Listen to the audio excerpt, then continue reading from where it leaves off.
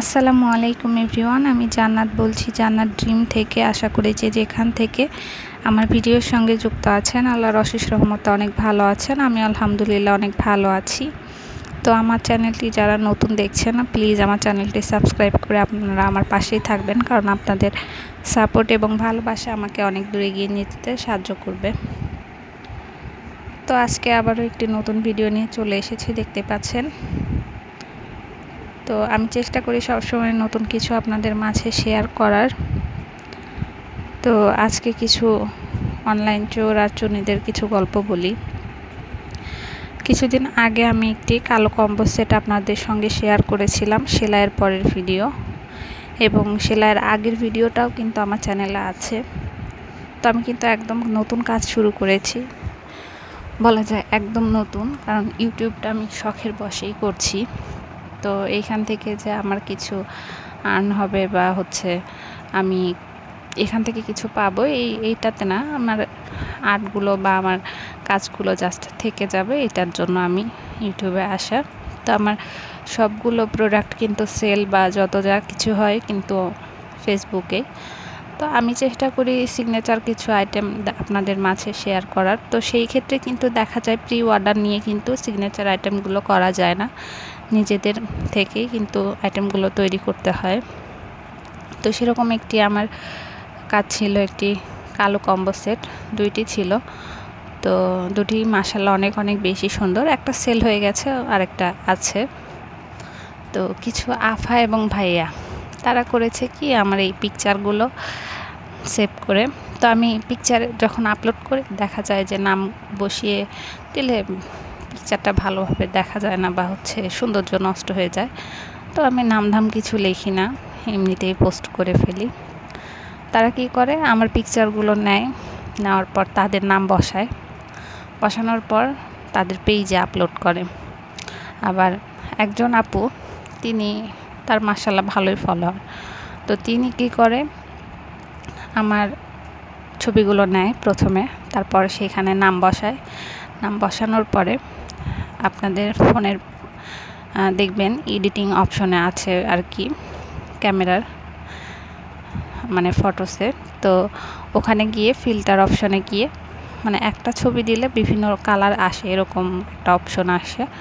তো সেম কাজ, সেম সব কিছু উনি ওখানে গিয়ে জাস্ট কালারগুলো চেঞ্জ করে তো পরবর্তীতে উনি আপলোড করে।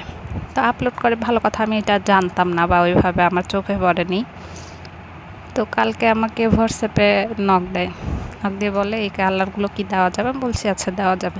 তারপর ভালো করে দেখি যে এইগুলো তো আমারই ছবি বা আমি যে ডিজাইনগুলো আর কি এত আমি 7-8 দিন বের করেছি, তো এত তাড়াতাড়ি তো করা সম্ভব না। তো উনি কালার চেঞ্জ করে দিয়ে গেছে। তো দেখার পর খারাপই লাগলো, এত কষ্ট করি এত কিছু না, উনি করতেই পারে, কিন্তু আমার কাছ থেকে নিবে নি, আবার নিজে সেল করবে, এই জিনিসটা আমার ভালো লাগেনি। উনি নিজে কিছু করুক। তো উনি চাচ্ছিল যে আমার কাছ থেকেই প্রোডাক্টগুলো নিয়ে উনি নিজের বলে সেল করবে, তাও আবার কম দামে। তো এইটা আমার ভালো লাগেনি। তো উনি নিতে পারে, কিন্তু উনি যেহেতু ব্যবসার উদ্দেশ্য করছে, নিজে কিছু করুক বা নিজের চেষ্টায় কিছু করে সেটা সেল করুক, আমার কোনো সমস্যা নেই।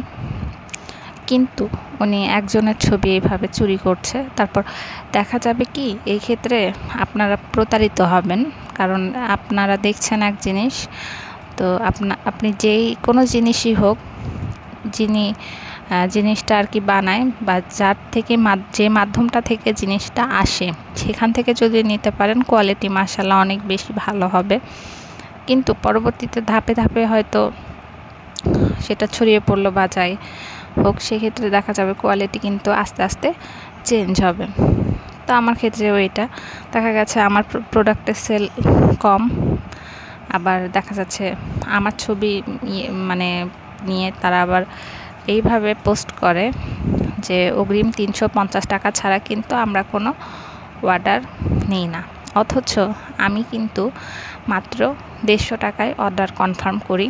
যে আমি এইটা ভেবে কনফার্ম করি যে প্রোডাক্ট তো আমি তাদের দিবই, আর হচ্ছে জাস্ট আমি ডেলিভারি চার্জটা বা হচ্ছে প্রি অর্ডার যেগুলো হয় সেগুলোর ক্ষেত্রে, বড় কাঁথার ক্ষেত্রে আমি 500 টাকা করে রাখি, আর ছোট কাঁথা বা বেবি কম্বো সেটগুলোতে আমি 150 টাকা আগে নেই বা 100 টাকা জাস্ট আমি সিকিউরিটি পারপাসে নেই, যে আমি প্রোডাক্ট পাঠালাম তারপরে হয়তো রিসিভ করলো না বা যে কোনো সমস্যা দেখা দিল, এটা ভেবে নেই, অন্য কিছু না। কিন্তু ইনারা টাকা রাখছে বেশি, তাদের কাছে কোনো প্রোডাক্টই নেই, নিজেদের কোনো কিচ্ছু নাই, তারা অন্যদের থেকে প্রোডাক্ট নিয়ে সেগুলো আবার মানে পিকচার আপলোড করে, অন্যদের পিকচার। তো এগুলো ওইভাবে মানুষকে আমি ভাবি যে প্রতারিত করে কোনো লাভ নাই। তো কথা বলতে বলতে কিন্তু আমি প্রায় শেষের দিকে আমি কাঁথার কর্নারটি আর্ট করছি।